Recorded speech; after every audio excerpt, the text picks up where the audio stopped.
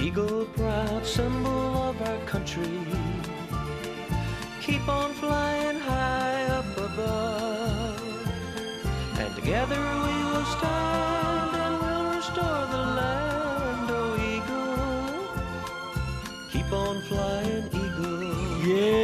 Yes. Welcome in to listen to the Eagle, your live call-in radio show, hunting, fishing, God, family, and country, and anything Paul Ott wants to talk about. I'm Bert Caruth. I'm your host, coming to you live from the Reeves Metal Studio right here in Jackson, Mississippi, at the beautiful Farm Bureau building. Got Paul Ott on the phone down in the Scenic Rivers region on beautiful Lake Dixie Springs. How about you, Paul Ott?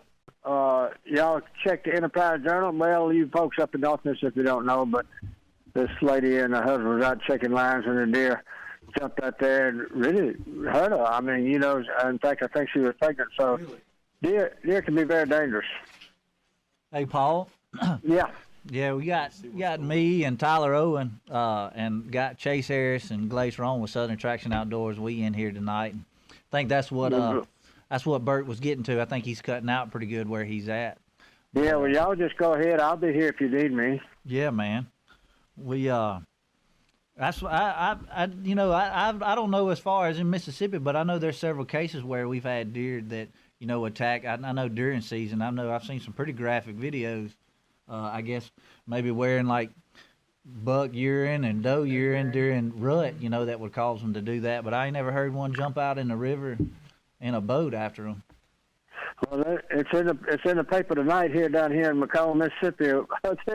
They jumped right in there. In fact, I think they hurt her, hit her in the head, the antlers and everything. So they can be very dangerous. You got to be careful with these deer, man. Oh, well, that's for sure. Yeah. That's for sure. Well, Mr. Paul, I know you saw about 2 or 3 days ago, or I guess it was 2 or 3 days ago that the media came out with it about the CWD case, correct? Well, I was wondering about that. I hadn't heard much about CWD lately. Have they found the case? Yeah, I think it was, January 25th? 25th, yeah. The 25th, a deer was brought in that tested positive for Issaquah County. Every neighboring county is no longer allowed to supplement feed or feed anything, period, at all, not even out of the traditional trough or spin cast feeders. So yeah, I think they banned it all. What was it, like 6 counties? Like Warren, Sharkey, any county that touches Issaquah, Claiborne County, yes, and Hines, and Yazoo. And I was talking to Chase earlier today. I believe that the game wardens are actually gonna start trying to take as of today, going to actually take 300 deer within a 5-mile square radius of the actual case of the CWD deer. Well, they've been known to close seasons down because that's very dangerous. I did not know that we had a case of Mississippi because in some states they've closed their season down. Yeah, we hopefully it won't get to that. I know everybody. It's been a hot topic. It's been a hot topic all week on several message boards and stuff, and people, blaming this and blaming that. I mean, there's a lot of causes and effects that can cause this and that can make this take place, but not one. You can't sit there and put blame on one set of hunters for this to be the root cause. I think it's just, it's been spreading. It's been, they've been to other states. They implemented certain things to try to keep it in house, but I believe it's been coming anyways. Yep. It's it could just be God taking care of maybe an overpopulated area. We have Tyler Beatty from North Mississippi, and I believe that he said they had blue biologist, that they'd been doing a survey up there in North Mississippi where they had a lot of different leases and different private landowners were seeing less and less deer, so they started conducting a survey. And I can't remember the actual data, but I believe it was somewhere around 1 deer per 200 acres up there in North Mississippi. And you're talking about a dramatic decrease in population. I believe Tyler had an 80-acre lease and found 11 deer dead on it, I believe, in one summer. And you're talking about 80 acres, 11 deer. That's probably your whole herd. Yeah, that's a drastic number of losing deer. You know, I mean, and that wasn't even CW. That wasn't Yeah. even chronic waste. I Yeah, think so- that was blue tongue Yeah. EHD there. Hey, Dwayne, this is Bert. I'm back. Sorry about that technical difficulty, but let me ask y'all this question. How are all our neighboring states able to bait and feed, and they're saying they have none of this disease, and we're not even allowing that, and we've got it? Man, you know, I don't, you know, I agree. To me, look, I'm no expert, and I haven't really just dove real deep into this. And I may be way off base, and I'm sure there's people out there listening that's like these young kids don't really have a clue. But my honest opinion, I think it's something to do along the lines of where there's very big agricultural fields as far as like planted corn, you know, any something along the lines, and it could be something as simple as maybe the chemicals that they're using. You know, as far as when they spray their crops and stuff like that. I know I had seen, you know, as far as the entire map where corn is mainly harvested. You know that it winds up, and you look at the map of where the actual cases of CWD has been come out, and where they've got, and it goes hand in hand. Do you think this is from any of the maybe illegal deer farming or deer, you know, bringing deer from out of state in? Because we know what's going on. We got 7 seconds here, Bert, but... All right, hang on, guys. Yeah. We're going to go to break. We got the Southern Attraction boys in studio all night long. We're going to cut up and have some fun.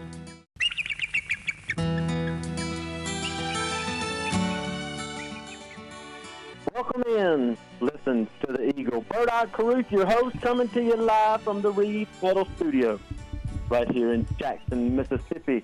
It's a beautiful Farm Bureau building. Alongside the legend, Paul Ott, down in Scenic Rivers region on the beautiful Lake Dixie Springs. Paul Ott, we're having a big time tonight. We got the Southern Attraction Outdoors team in studio tonight. We're talking about the chronic waste disease, and if you want to be a part of the show, Paul Ott started this show over 20 years ago, so you, the Mississippi hunter and fisherman, would have a voice statewide. Use your right. 1-800-251-5891. That's 1-800-251-5891 or pound 444 if you're C-Spire, customer inspired like we are.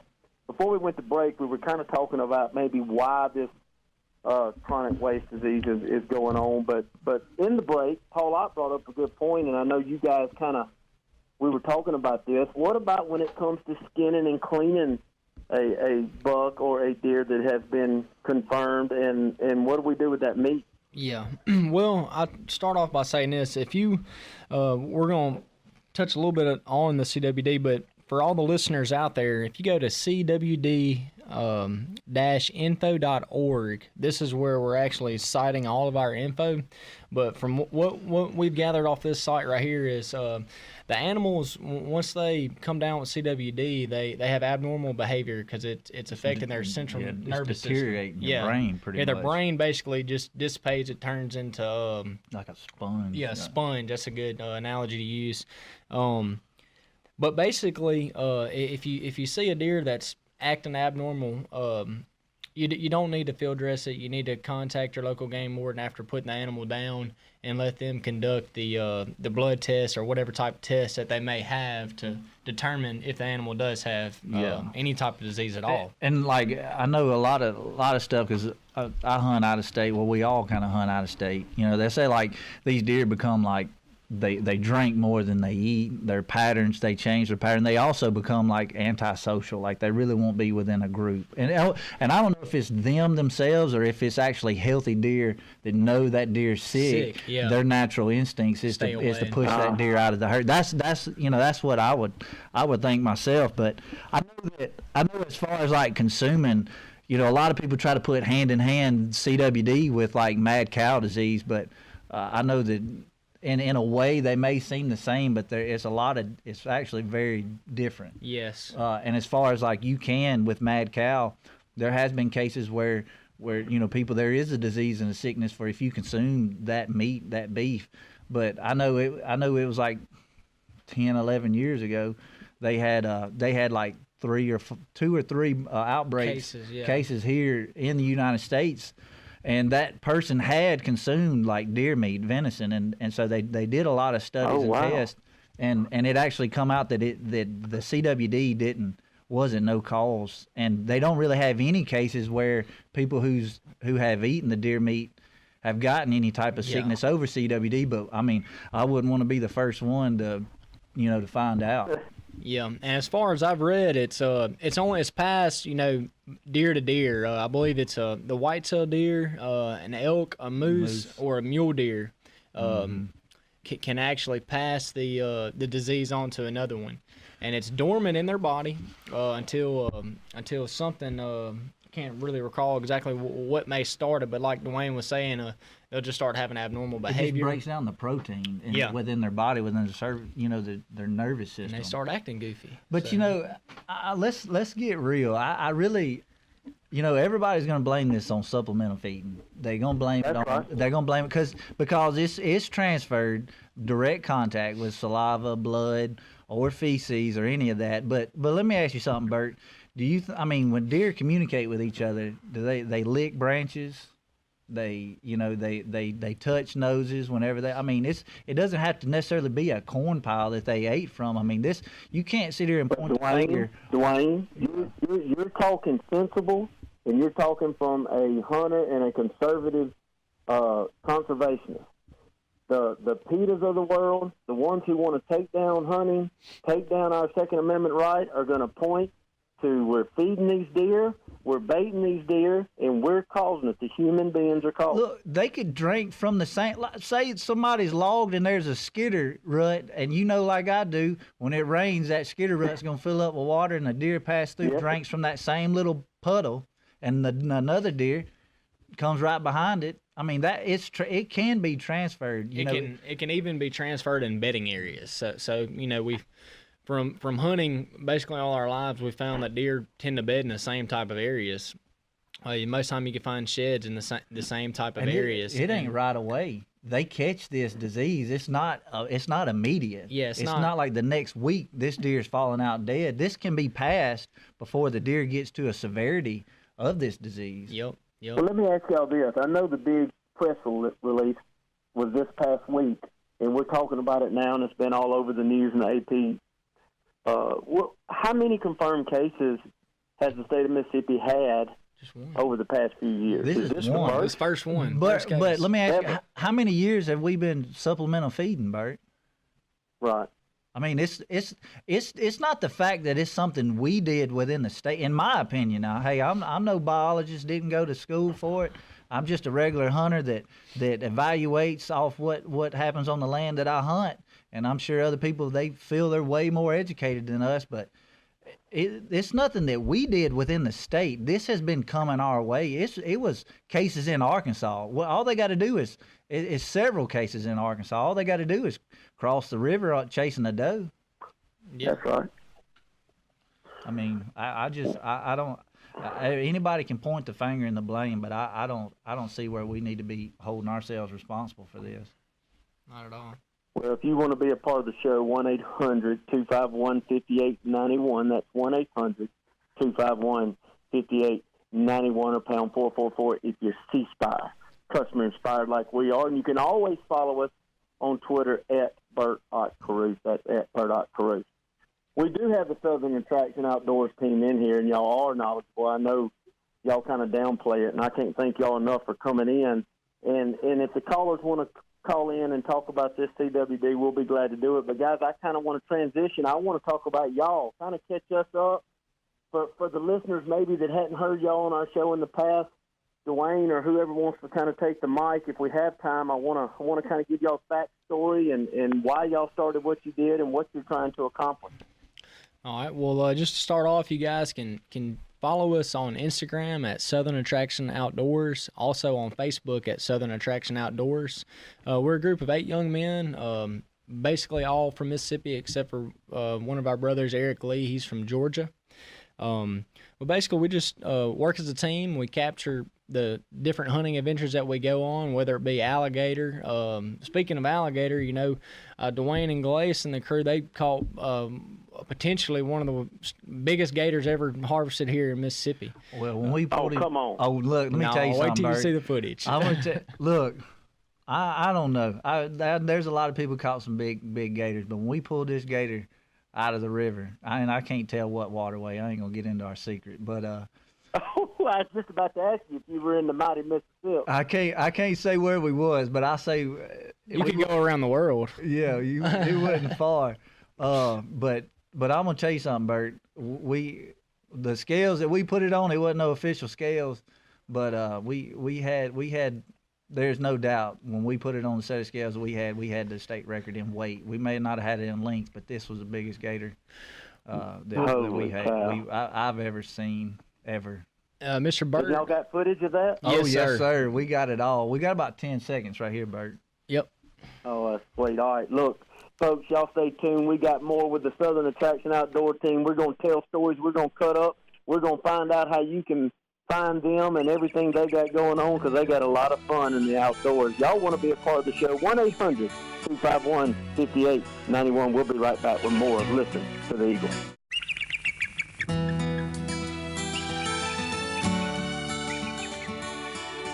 Welcome in to Listen to the Eagle. You're live. Hello, am I on, Jim? I got you, Bert. All right, brother. Welcome in and Listen to the Eagle. Thank you for making us a part of your day. You want to be a part of the show? 1-800-251-5891. That's 1-800-251-5891 and pound 444 if you ceasefire. Customer inspired like we are. You can always follow us on Twitter at Bert Ott Caruth. That's at Bert Ott Caruth. This is Bert Ott Caruth, your host, coming to you live from the Reed's Metal Studio alongside Paul Ott in the beautiful Lake Dixie Springs Scenic Rivers region. Paul Ott, we got the crazy boys. I used to call them good old boys, but after hearing these gator stories, I'm calling them the crazy Southern Attraction Outdoors team in studio tonight, and just having fun with these guys, and want to thank y'all for not only what y'all do for the outdoors across the state of Mississippi, but also stopping in and being so kind to listen to the Eagle and our audience and kind of catching us up, not only on some knowledge, but just what y'all been doing. I know we talked about gator hunting, but, guys, there's a season right around the corner, and I know y'all gearing up for it. Yeah, that's the one that gets me up early in the morning and gone way before the sun comes up, is those turkey birds. Turkey bird. Hey, it's here, isn't it? Yeah, I can't wait for it. I tell you what, I think I was thinking about turkey season way before deer season even ended. That's just something every year that all of us guys really get to look forward to and doing. Also, talking to all your friends and people you never even met, hear about how their turkey season goes and find out what the birds are doing, because all of them, act different all across the state. Well, let me ask you a question. Let's talk about something, maybe educate our listeners and myself. We do a lot of talking about deer management and prepping the land and getting ready for deer season. What can you be doing right now to help have a successful turkey season? For February and leading up to the beginning of March, biggest thing is to get out there, especially after now we've had a lot of rain, and look for tracks. That can really tell you a lot about where the birds are in the area on your property, even where they may roost at, to give you an advantage when season comes in, to know where to kind of set up. Put trail cameras out. If you go out there and find tracks, putting trail cameras out, get there early in the morning and see if you can get one to gobble. Because I've heard some guys saying they've been hearing a couple birds already. I heard one in duck season, end of duck season. Tyler, actually, you guys are all over the state. Is there a better part of the state for turkeys in Mississippi, or is it pretty solid? Oh, there's farthest away from my house, but we're about the most pressured. I'm from Attala County, and I'm gonna tell you got a hunter under every tree in Attala County. But you go north, and man, there's birds everywhere. But talking about preparation, you can also burn. Tyler actually just burned probably how many acres was it? Yeah, good prescribed burn. prescribed burns really help for the turkeys, big time. Deer too. And deer, Yep. yeah, and deer as well. I think You want to be a part of the show, 1-800-251-5891. That's 1-800-251-5891 or pound 444 if you see Spire. Customer-inspired Bert Caruth coming to you from the Reed's Metal Studio alongside Paul Ott and the Southern Attraction Outdoors team. Welcome back. Listen to the Eagle. Last segment, 1-800-251-5891. Bert Caruth, your host, in the Reed's Metal Studio, alongside Paul Ott and Scenic Rivers Region. We got the Southern Attraction Outdoors team in studio tonight. You need to check them out. They're going to tell you where you can go, how you can find them, and what's going on. But let's go straight to the phone lines right now. And we got the best of Listen to the Eagle show you could ever have, Mr. Robert Daly. What's up? Hey, how's everybody doing tonight? What's up, Mr. Robert? Hi, Robert. Tyler Owens. Now you got D-Wayne here. Oh, well, look, I want to know, when can we all look forward to another 3D shoot? Look, coming. it's coming. Look, even before we came over here, Mr. Robert, we actually was looking. Yeah, we was looking at you on the screen. We had we finished kind of finalizing the touches on that bow shoot episode, and we're gonna have it out. We're gonna put it out about a month or two before we get our date set. But it's coming again, man. We need everybody to show up and show out. Yeah, it was a big event. Well, fun. Y'all did. That was y'all's first time to put on a 3D shoot, wasn't it? First Fun. time. Hey, I ain't never even been to a 3D shoot, so we had all kind of we were just guessing, trying to make it what we would think would be fun. Well, I tell you what, for a bunch of guys that were doing that for the first time, y'all put on a first-class, top-notch shoot that Thank you. Appreciate it. We sure anybody appreciate would it. have enjoyed going to. It was so much fun going up there and shooting. Y'all got some beautiful land up there. The range was beautiful. It was set up really good. Thank you. And I met some really, really great people up there. Man, we couldn't have done it. I'm telling you, we couldn't have done it without everybody that showed up and the people that helped push it and bring people, though, Mr. Robert. Thank y'all. Especially all the sponsors. They help big time. Well, are y'all just going to have the one shoot a year? Or are you going to put on some more shoots? I'm gonna be honest with you with how we did everything, Mr. Robert. We're probably going to only be able to do one a year because we won't be able to get as much as what we had. But with our schedules and the way everything is, we'll probably just be a one-time year type deal for us. Well, then we'll look forward to that. Southern Traditional Archery is having their first shoot March 24th up at Enid Lake. Of course, it's all traditional. Yeah. But love for y'all to come up there and if you'd like to shoot a traditional bow, come on up there and join us. We'd love to have you. We may have to do that.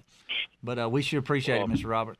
So y'all have a good night. You too, Mr. Robert. We Love appreciate you, it, buddy. Robert. See you, buddy. Yeah, we got just a little time here. What we got, Bert, man, and what we got coming. I know we've made promises and look, it's a lot. It's been a lot. We've gone through a lot, each other's lives and family and stuff. We've had a lot go through, and the Lord's kind of lead, guiding, and directing us in all different ways. But we actually have got plans. We have been working on.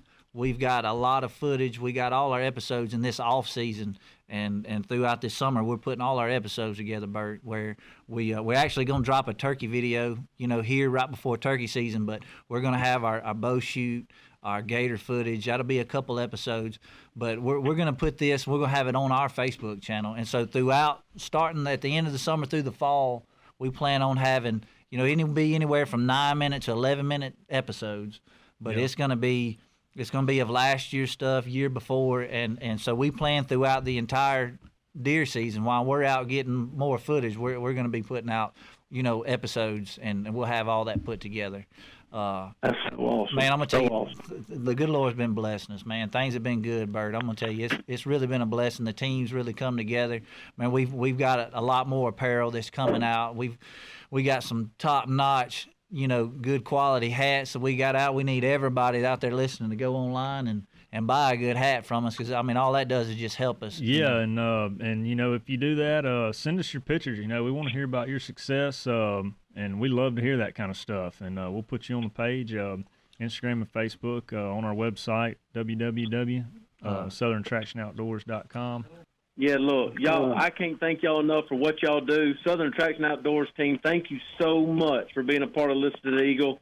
I want to invite everybody, y'all go search them on Facebook, go to their webpage, help them out. They're great.